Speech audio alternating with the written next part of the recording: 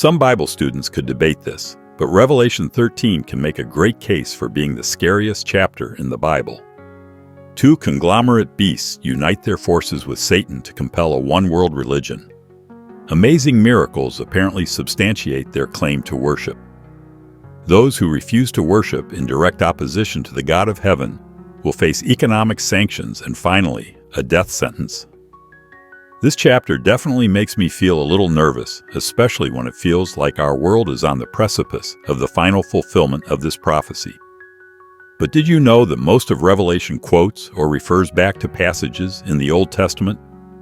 Could there be anything in the Bible that will give us assurance for such a time as this? The grand majority of Revelation 13 is borrowed language from the prophecy of Daniel 7 and the story of Daniel 3. Care to check it out? Daniel 2 is the backstory of Daniel 3. Nebuchadnezzar went to bed hoping that his mighty Babylon would be an eternal kingdom. Through the prophet Daniel, God told Nebuchadnezzar that the only eternal kingdom would be the kingdom of Jesus. Nebuchadnezzar was initially impressed, but then he decided he didn't like the way that story ended. He would rewrite the story. In Daniel 7, Babylon is represented by a beast, a winged lion. In Daniel 3, this beast kingdom sets up a false image, demanding worldwide worship of the false god in direct defiance of the word of God. All who refuse will die. The measurements of the image are even 6 by 60 for what it's worth. Sounds similar to Revelation 13? If you aren't familiar with the story of the Hebrew worthies, please read Daniel 3. It's among the most fabulous stories in the Bible. Nebuchadnezzar tries to give them another chance, and they say, "No need.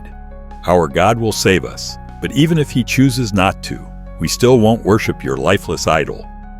Daniel 3:16, 18. In absolute rage, Nebuchadnezzar has the boys thrown into the hottest fire he can produce. But then Nebuchadnezzar looks in and sees the faithful three walking around unharmed in the flames, with Jesus Christ. The dream of a worldwide Babylonian religion is over as the rage of false worship pales against the power of the true one. The Babylonian king is compelled to declare the power of the God of heaven and praise the faithfulness of his servants on earth. But why does Revelation 13 leave God's people at the death decree? That doesn't sound fair to save the Hebrews and let the Christians walk alone. It's because John didn't give us the chapter breaks. Man did. Finish reading the story. Just as Nebuchadnezzar looked at the fire and saw the Hebrews with Christ, Revelation 14 looks and sees the Lamb, Jesus Christ, the consuming fire and everlasting burnings, walking with the saved, and they have no hurt. Revelation 14, 1, 6, Hebrews 12:29, Isaiah 33, 14, 16. Certainly. Let's break down the concepts and connections you're highlighting. Nebuchadnezzar's initial impression and decision. Nebuchadnezzar's impressions. Nebuchadnezzar, the king of Babylon, was initially impressed by Daniel's interpretation of his dream in Daniel 2. This dream included a statue with different materials representing various kingdoms, with Babylon represented by the head of gold, rewriting the story. Despite being impressed, Nebuchadnezzar later decided to establish his own version of the story. In Daniel 3, he created a massive golden image, statue, and demanded that everyone worship it. This act can be seen as an attempt to assert his own authority and control over the narrative and religious practice. Symbolism in the book of Daniel, Daniel 7, winged lion. In Daniel 7, Babylon is symbolized by a winged lion, representing its power and majesty. This vision presents a more beastly and fearsome depiction of the kingdom. Daniel 3, the golden image. The creation of the golden image in Daniel 3 is an act of defiance against the divine interpretation given in Daniel 2. The statue in Daniel 3 is made entirely of gold, suggesting that Nebuchadnezzar wanted his kingdom to be seen as everlasting and supreme, contrary to the prophecy that other kingdoms would follow. Connection to Revelation 13. False image and worldwide worship. In Daniel 3, Nebuchadnezzar's decree to worship the golden image can be seen as a prototype for the events described in Revelation 13. In Revelation, a beast, representing a future oppressive power, sets up an image and demands worldwide worship. Those who refuse to worship the image are threatened with death. Measurements: 6 by 60. The dimensions of the golden image in Daniel 3 are significant. The numbers 6 and 60 could be seen as precursors to the number 666 mentioned in Revelation 13, which is associated with the beast and its mark. Thematic parallels: defiance against God. Both narratives involve defiance against God's commandments. In Daniel, the golden image represents Nebuchadnezzar's rebellion against the divine prophecy. In Revelation, the beast and its image represent ultimate rebellion and idolatry, persecution of the faithful. In both stories, those who refuse to comply with the demands of the oppressive powers face severe consequences.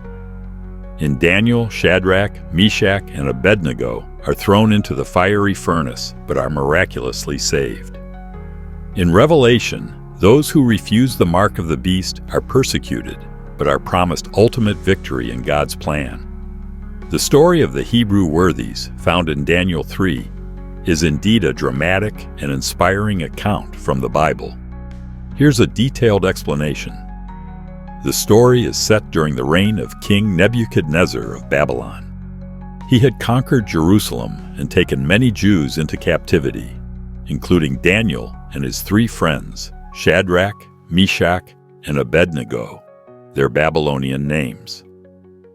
Nebuchadnezzar made a massive golden statue and commanded all his subjects to worship it. He decreed that anyone who refused to bow down to the statue would be thrown into a fiery furnace. Shadrach, Meshach, and Abednego, being devout Jews, refused to worship the idol as it went against their faith and the commandments of their God. When their defiance was reported to the king, he was furious and summoned them. Nebuchadnezzar gave them one more chance to obey his command. However, the 3 men stood firm in their faith.